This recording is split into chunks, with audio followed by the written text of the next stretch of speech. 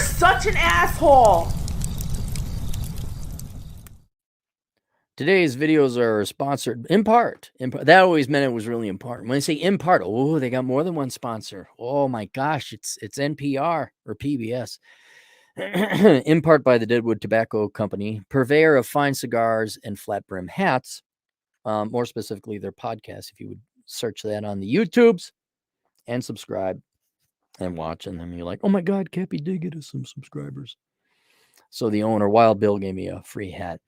Cappy, are you going to go to vape shops and get tattoos and pierce your nose? No, it's just a free hat. Just promoting. It's a very uncomfortable hat, too. And yes, I'm aware I look like a douche. All right.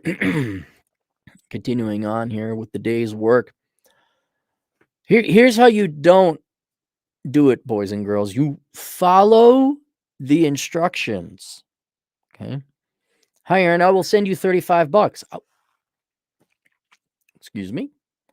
Please keep me anonymous or call me despondent in New Jersey. This is less of a logistics question and more related to ethics and morality. I'm in my 50s with wife plus 3 kids, paid off home in an area.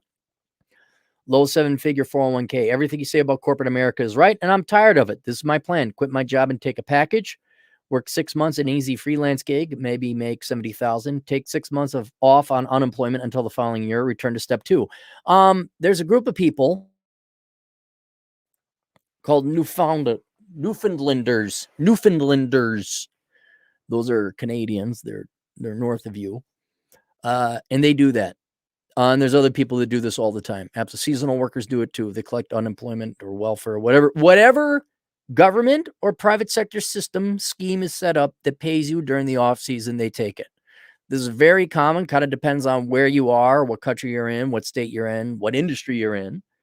But that is very common, what you're talking about there. I've checked and double-checked the laws in my state, and there's absolutely nothing to stop me from doing this. Seasonal employment is allowed on unemployment insurance. There are so many benefits out there with SNAP, ACA, EITC, CTC. Man, I didn't even know this. And Obama phone, that it's shocking. Wait, is Obama phone still a thing? The ACA Silver Plan is better than my work policy. My kids would be even eligible for reduced state tuition. I'm questioning why I'm even working today. But my plan feels so dirty. I'd be contributing net zero to federal and state taxes and taking a huge draw on benefits every year, ballpark around $40K yearly. Surely this can't be the American dream. How do I live with myself? All right, a couple things.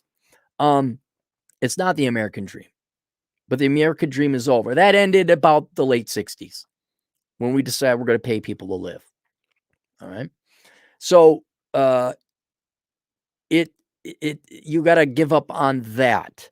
And you kind of already have the American dream. You know, you got your family, you got your real job, you're a productive member of society.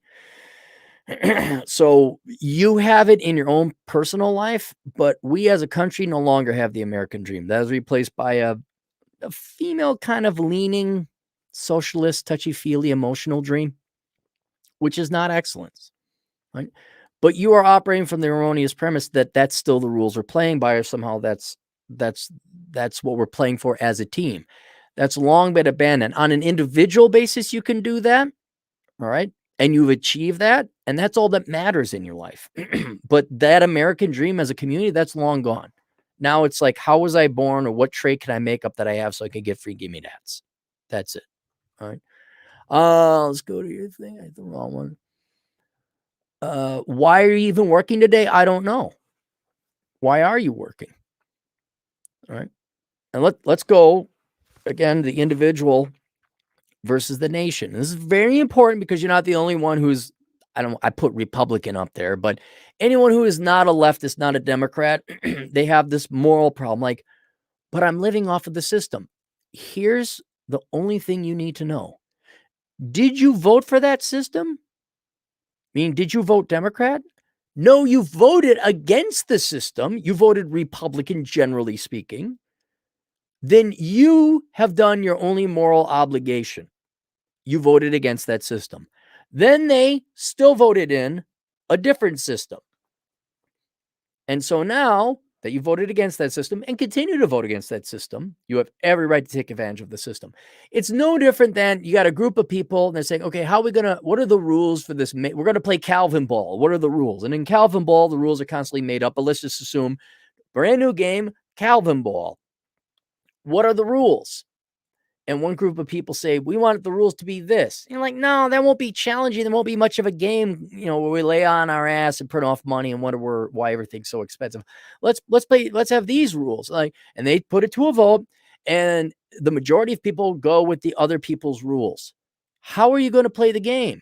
Handicap with your arm tied behind your back? They made the rules. Those are the rules you got to play by. Why are you handicapping yourself? And so there is the moral decision you made was to vote against it and continue to vote against it in the future. But by God, if these are the rules society is going to play on us, I'm going to play by those rules. And I'm not going to handicap myself based on some stupid morality or principles that would be inapplicable and ineffective, if not damaging and harming. And here's another thing that you got to think about. You voted for, well, don't take my money in the first place and let's not have a welfare state. They said, too bad, we outvoted you. We're going to take your money and we're going to create a welfare state. As far as I'm concerned, and here it's very loose, very loose. And I'll explain later why.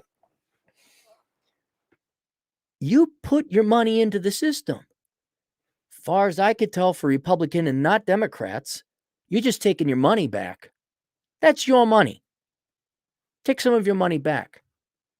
Did you sacrifice part of your time to get money that the government then stole? Not for roads. Roads, you get a benefit from roads and defense and schools and things like that. But literally stole to bribe some lazy parasite with your money, therefore enslaving you to that parasite. Get some of your money back. That's your money. That's not their money. That's your money. That's your time. That's your life. There's another moral argument for you to go on the dole and take your money back.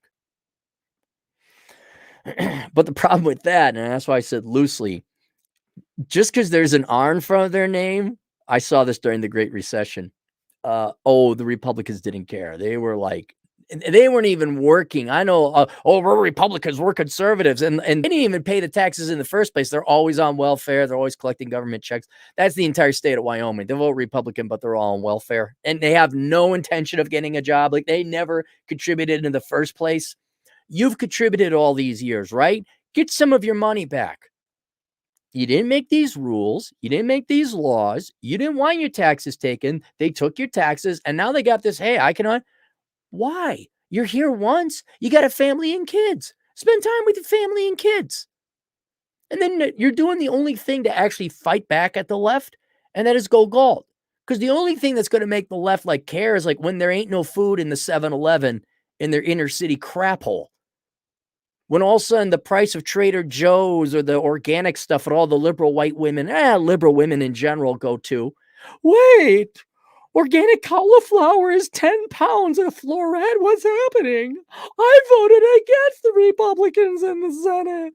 Everything should be cheaper. That's how you get back at them, because you're not working at whatever, the cauliflower factory. And if you all start saying, yeah, this ain't worth it, if you follow the lead of correctly, I'd even say admirably, the Josh Fluke generation, and that's a very narrow percentage of Gen Z, we're like, I'm not working that job. Screw you. You're not paying enough and I could get more. No. Get a doctorate just so I could go an entry-level position and, because you're whatever, a big not F100, S&P 500, you're Fortune. That's a Fortune 500 company. No, bye. See ya. Hey, where's all of our stuff that we need? That's how you get back at the left. So go. Absolutely, man. And another thing, don't you have a moral obligation to your family? Don't you want to raise your kids? Don't you want to invest some time? Be a good husband. You got your wife too, right? Why don't you and your wife get together, go do a little exercise? Go spend some quality time with your family. Your family comes first. In the olden days, that meant you worked to pay for the money to support your family. But now that the Democrats have made it that, don't worry, we'll take other people's money to pay for your family. Fine. Hey, kids, guess what? Key thing is that you always vote Republican, or maybe not Republican, but simply not Democrat. That you vote against that system. And then if it's outvoted the next day, you still lose. Oh, we're going to have more socialism. Guess I'm working less. But to me, it's a no-brainer. You didn't make these rules. They took your money in the first place. You're going to die. You got a family. It's the best way to fight back against the socialists and the parasites. Oh, fine. Okay. Yeah, I'm not going to work.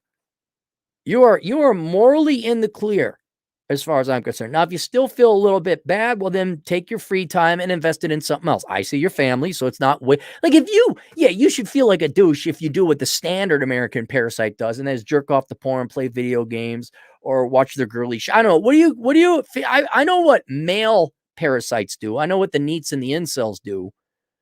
They live at home. They jerk off the prawn. They play their video games when they collect welfare. What do you girls do?